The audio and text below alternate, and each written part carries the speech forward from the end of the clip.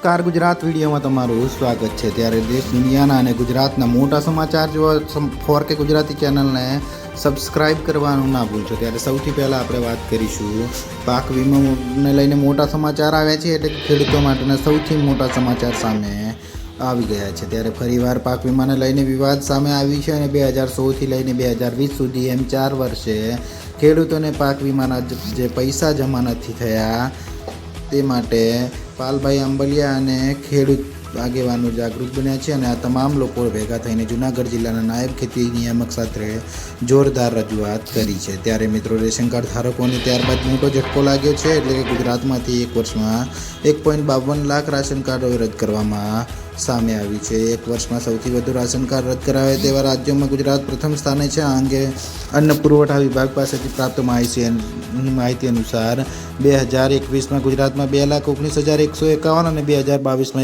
1,52,603 એમ 2 વર્ષમાં કુલ 3,71,754 ration card રદ થયેલા છે। જો મિત્રો વાત કરવામાં આવે નિયમ અનુસાર જો કોઈ રાશન કાર્ડ ધારક પોતાનું ખોટી માહિતી આપે તો તેવાના રાશન કાર્ડ રદ કરવામાં આવે છે, જે ખૂબ જ મોટા સમાચાર આવી રહ્યા છે। ત્યારબાદ મિત્રો બીજા મોટા સમાચારની વાત કરવામાં આવે તો વિશ્વકર્મા યોજના નો 15,000નો લાભ। ત્યારે પીએમ વિશ્વકર્મા યોજના હેઠળ લોકોને 5% વ્યાજ દર સાથે પ્રથમ હપ્તા તરીકે 1 લાખ રૂપિયા અને બીજા હપ્તા તરીકે 2 લાખ રૂપિયાની લોન આપવામાં આવે છે। ત્યારે મિત્રો વાત કરવામાં આવે આ સાથે કારીગરોને પાયાની અને અદ્યતન તાલીમ પણ આપવામાં આવે છે। જો વાત કરીએ આપણે યોજનાના લાભાર્થીઓને 15,000 રૂપિયાની ટૂલ કિટ આપવામાં આવે છે। આ ઉપરાંત લાભાર્થીઓને કૌશલ્યની તાલીમ પણ આપવામાં આવે છે, જે ખૂબ જ મોટા સમાચાર આવી રહ્યા છે। ત્યારબાદ બીજા મોટા સમાચારની વાત કરવામાં આવે તો હવે 2024માં 25,000 રૂપિયા સહાય તમને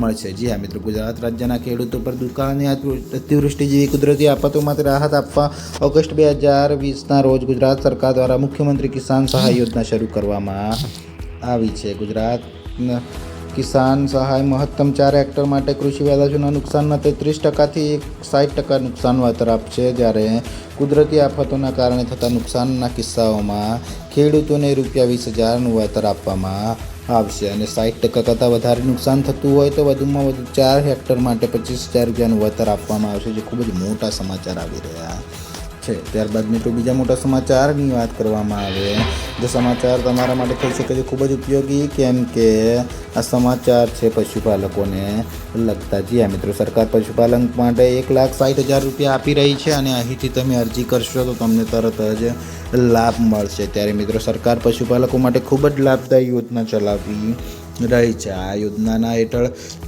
સરકાર પશુપાલકોને પ્રાણીઓની સંભાળ રાખવા અને તેમના માટે રહેવાની જગ્યા બનાવવા માટે 1,60,000 રૂપિયાની સબસિડી આપી રહી છે, જેનાથી પશુપાલકોને ઘણી મદદ મળશે। તેમને જણાવી દઈએ કે આ યોજના શરૂ કરવા પાછળ સરકારનો ઉદ્દેશ્ય પશુપાલકો અને પશુઓ માટે રહેવાની વ્યવસ્થા કરવા સક્ષમ બનાવવાનો છે, જે ખૂબ જ મોટા સમાચાર આવી રહ્યા છે। ત્યારબાદ મિત્રો બીજા મોટા સમાચારની વાત કરવામાં આવે તો હવે ખેડૂતોના ખાતામાં આવશે પૈસા, કેમ કે પીએમ કિસાન યોજનાની સાથે કેન્દ્ર સરકાર દ્વારા પ્રધાનમંત્રી કિસાન માનધન યોજના પણ શરૂ કરવામાં આવી છે, એટલે કે જેમાં ખેડૂતોને આર્થિક સહાય આપવામાં આવે છે અને પીએમ માનધન કિસાન યોજના હેઠળ સરકાર ખેડૂતોના ખાતામાં દર મહિને 3,000 રૂપિયા ટ્રાન્સફર કરશે। જ્યારે યોજના હેઠળ ખેડૂતોને માસિક ₹3,000નું પેન્શન આપવાની જોગવાઈ છે। મિત્રો વાત કરવામાં આવે યોજનાનું પ્રીમિયમ કિસાન સન્માન નિધિ યોજનાની રકમમાંથી ભરવાનું રહેશે અને આ પેન્શન યોજનાની લાભ લેવા માટે ખેડૂતોએ દર મહિને 55થી ₹2,000 સુધીનું યોગદાન આપવું જરૂરી છે, જે ખૂબ જ મોટા સમાચાર આવી રહ્યા